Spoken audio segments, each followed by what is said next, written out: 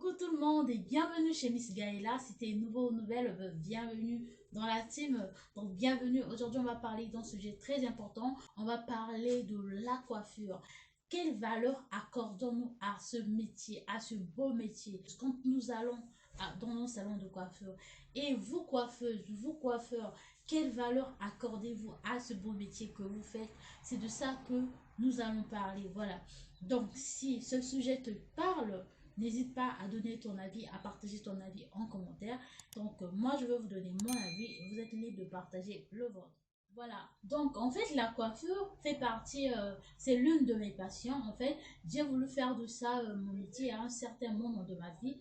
Et donc, comme inspiration, je me suis inspirée, j'ai eu à lire l'histoire du créateur, voilà, le monsieur qui a créé les produits Provost et celui qui a commencé avec les produits L'Oréal. En fait, quand je dis que je voulais faire de la coiffure mon métier, c'est j'aurais vu vraiment grand, faire quelque chose de très grand, un centre de beauté où on fait de tout, que ce soit le cheveu, le soin, la coloration, la fabrication des produits. Donc, c'était vraiment ça, où on fait des formations, c'était vraiment ça mon rêve. Donc, il fallait que j'étudie, il fallait que je passe par la formation pour pouvoir réaliser ce rêve, en fait.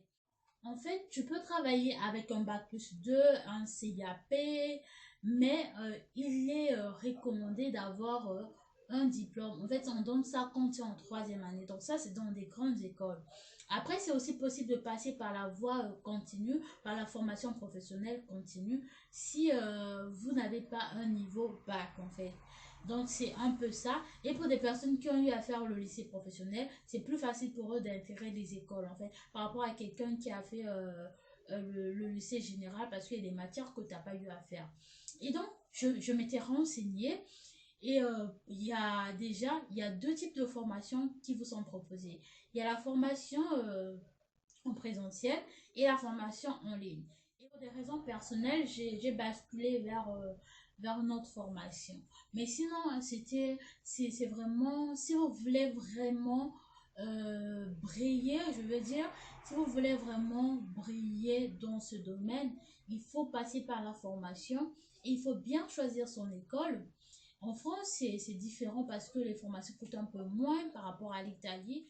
Il faut vraiment choisir une école qui propose des diplômes qui soient reconnus par la RNCP. C'est très important pour votre futur salon et pour si vous avez des rêves pour proposer des formations après. Quand vous passez par la formation, vous allez apprendre à faire des tarifs en fonction des modèles, de ce que le client veut en fait. Donc tout ça, excusez-moi, tout ça, ça s'apprend à l'école en fait. Donc il n'y aura pas de problème. Vivre ses rêves, c'est important d'investir de son temps, de son argent et de son énergie. Donc, si vous rêvez grand, investissez beaucoup, beaucoup, beaucoup en vous. C'est très important. Voilà. Donc, un autre point, je vais revenir sur les tarifs. Aujourd'hui, quand vous parcourez les réseaux sociaux, les pages et tout, il y a des clients qui se plaignent des tarifs. Il y a d'autres qui disent que c'est trop cher. Il y a plein de personnes qui reconnaissent que c'est normal en fait. En fait, il faut que vous déterminez un truc. Il faut que vous déterminez un truc. Quelqu'un ne peut pas venir, quelqu'un ne peut pas venir vous proposer un service de 3 heures ou de 6 heures et à la fin vous lui remettez 15 euros, 20 euros, 30 euros. Mais c'est un manque de respect. C'est un manque de respect parce que c'est un travail comme tout autre. Quand je dis c'est un manque de respect envers vous qui acceptez ce genre de client et envers vous clients qui proposez ce genre de tarif. Vaut mieux dire encore que c'est gratuit en fait. Au moins la personne sait que c'est gratuit au lieu de proposer ce type de tarif en fait. Et c'est vous qui devez commencer à valoriser votre travail avant que les gens vous valorisent. C'est très important. Donc, les causes. Je vais parler des causes. Pourquoi les gens se permettent de proposer ces tarifs à certaines coiffeuses? Déjà, on va parler des coiffeuses à domicile en fait. Parce que quand on parle de coiffeuses à domicile, là je parle de coiffeuses à domicile sans formation. Pourquoi je dis sans formation? Parce que c'est quelque chose qui n'est pas déclaré. travail qui te dépanne de temps en temps. Donc, c'est pas ton travail principal. Par contre, une coiffeuse, quelqu'un qui exerce là du lundi au vendredi, c'est son travail principal. Il paye son loyer avec, il paye ses factures avec, il s'occupe de sa famille avec. Vous lui devez du respect, vous devez respecter son travail et payer les tarifs. Donc, le fait qu'il y ait des personnes qui coiffent à domicile et qui proposent des prix, des tarifs réduits, ça empêche ceux qui vont à l'école d'avoir plus de clients, ça crée un peu la confusion. C'est normal parce que quelqu'un va se dire, moi je vais là-bas, on me propose de payer 30 euros, toi tu me demandes 80 euros, donc c'est toi qui demandes cher alors que c'est normal. Dites-moi en commentaire qu'est-ce que vous pensez de ça. Est-ce que vous partagez mon avis ou pas? Et la solution, qu'est-ce qu'on peut faire pour changer les mentalités et tout, pour que la coiffure, ce métier, ce beau métier, cet excellent métier, puisse être valorisé comme quand on va en consultation, voir un médecin, voir un avocat, voir, je sais pas, donnez-moi des exemples que vous voulez, comment on va faire à ce que ce métier soit valorisé. Donc déjà, dans certains pays, dans certains pays où il n'y a pas des écoles, voilà, qui proposent ce type de formation, il faut déjà penser à le faire. Par exemple, moi, dans mon pays, il n'y a pas des écoles qui proposent cette formation, genre après le bac ou au lycée. Il n'y a que des salons de coiffure, mais là-bas, les gens apprennent à coiffer, oui, mais on n'étudie pas vraiment le cheveu, en fait. Moi, je parle de là où on va étudier le cheveu. Il faut déjà penser, il faudrait qu'on pense à insérer cette formation dans le cycle universitaire.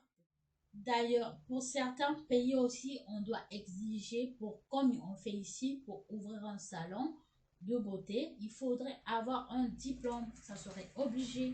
Comme ça, les gens, les coiffeuses, les coiffeurs vont donner quand même des tarifs que les autres. Donc, sinon, ça crée un déséquilibre. En fait, les gens préfèrent aller chez des personnes qui demandent moins que d'aller chez des coiffeuses professionnelles. C'est ça le problème. Et par rapport aux écoles, aux formations, il faudrait peut-être aussi revoir des prix parce que, par exemple, payer une formation l'année à 10 000 euros, c'est quand même trop cher, c'est très cher.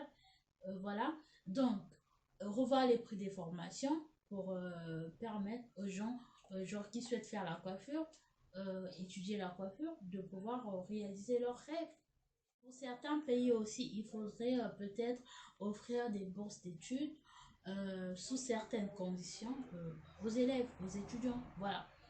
Donc comme ça va encourager tout le monde, par exemple les élèves qui sont au collège, à pouvoir s'orienter vers la coiffure en fait. Parce que il y a beaucoup de parents qui méprisent ce métier quand leurs enfants disent je veux faire la coiffure. Pour eux c'est pas un travail, il faut choisir la médecine, il faut choisir la comptabilité pour être banquier, pour travailler à la banque et autres.